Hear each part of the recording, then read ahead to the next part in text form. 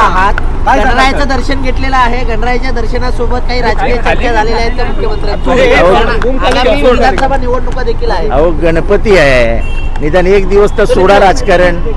काही विचारता तुम्ही यार, गणपती समोर राजकारण करणार का? मुख्यमंत्र्यांच्या घरी गेलं होतं, दर्शन घेतलं, काय केलं? दर्शन घेतलं, कारण का नंतर यायला मिळत नाही, नंतर तेही भेटत नाहीत. त्यामुळे मी माहिती घेतली तर ते बाहेर गेले होते आणि येणार होते. मी मोकळा होतो, म्हटलं चला मुख्यमंत्र्यांच्या घरी जाऊन मुख्यमंत्र्यांबरोबरच त्या गणपतीचं दर्शन घेतलं. तसा योग आला. चर्चा वगैरे झाली का मुख्यमंत्री? अहो मुख्यमंत्र्यांबरोबर चर्चा कशी होणार? त्यांच्या घरात किती लोक. आपली भेट ज्यावेळी मुख्यमंत्री झाले होते, ताईंचं वक्तव्य तसं नव्हतं. ताई कधीही अशी भाषा वापरत नाहीत.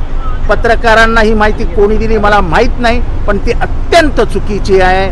आमचं वैचारिक मतभेद आहेत आणि ते कायम राहतील. त्यामुळे असं शिंदेचे काय तुम्ही काय वापरले शब्द ते मला माहीत नाही, पण असं काही नाही आहे. ते असं तुम्ही तुमचे पत्रकार काहीतरी ते शोधून आणतात आणि ताईंच्या तोंडात टाकून देतात. ताईंना हे वाक्य पण माहीत नसेल हिंदीत असं वाक्य आहे.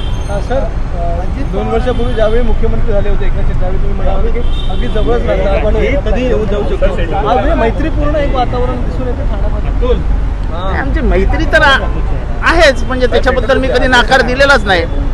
फक्त थोडं कसं आहे की आता मुख्यमंत्री झाल्यामुळे भेटीगाठी कमी झाल्या आहेत. थोडंसं त्यांचे अधिक मित्र वाढलेत, त्यामुळे ह्या मित्राला वेळ द्यायला तर कमी वेळ मिळतो. त्याच्यात काय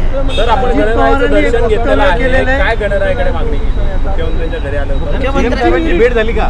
मला मुख्यमंत्री करा म्हणून बोललो गणरायाला. अजित पवारांनी एक वक्तव्य केलंय, घर सोडू नका मी चुकलोय म्हणून. घर फोडू नका मी चुकलोय म्हणाले अजित पवार. काल गडचिरोलीमध्ये त्यांनी एक वक्तव्य केले, त्याच्यामध्ये सांगितलंय की घर फोडू नका मी चुकलो आहे, अशा प्रकारचं. खोलवर झालेली जखमेचं व्रण जात नाही. खोलवर झालेल्या जखमेचा व्रण जात नाही. हे बघा इथे माझ्या व्रण आहे. हा बरोबर 22 वर्षापूर्वी मी ट्रेन मधनं पडल्याचं व्रण आहे. जाणार नाही उभे आयुष्यभर. या इथे माझ्या व्रण आहे. जाणार नाही आयुष्यभर. मी कोरोनामध्ये जेव्हा व्हेंटिलेटरवर होतो तेव्हाचा व्रण आहे. जाणार नाही. खोलवर जखम वरती बुजल्यासारखी दिसते, पण तिचा व्रण राहतो. काय वाटतं त्यांना पश्चाताप होतोय का? ते त्यांना माहीत, मला माहीत नाही. मी काय त्यांच्या मनात जाऊन ओळखणारा ज्योतिषी नाही. सर, शरद पवारांच्या डोक्यात मुख्यमंत्री पदाचा चेहरा आहे, पण त्यामध्ये उद्धव ठाकरे नाही असं वक्तव्य देवेंद्र फडणवीस यांनी केलं आहे. त्यांनी शरद पवारांच्या मनात काय त्यांच्या बायकोला नाही समजत. हे देवेंद्र साहेबांना कुठनं समजणार? अहो ते शरद पवार आहेत. 70 वर्षात त्यांच्या मनात काय उभ्या महाराष्ट्राला समजलं नाही. उभ्या महाराष्ट्राला त्यांच्या सौ प्रतिभा काकी यांना नाही समजत, देवेंद्रजींना समजणार. अहो ते शरद पवार आहेत. शरद पवार सर, गणराय के मुख्यमंत्री के घर पे आए थे आप सर हिंदी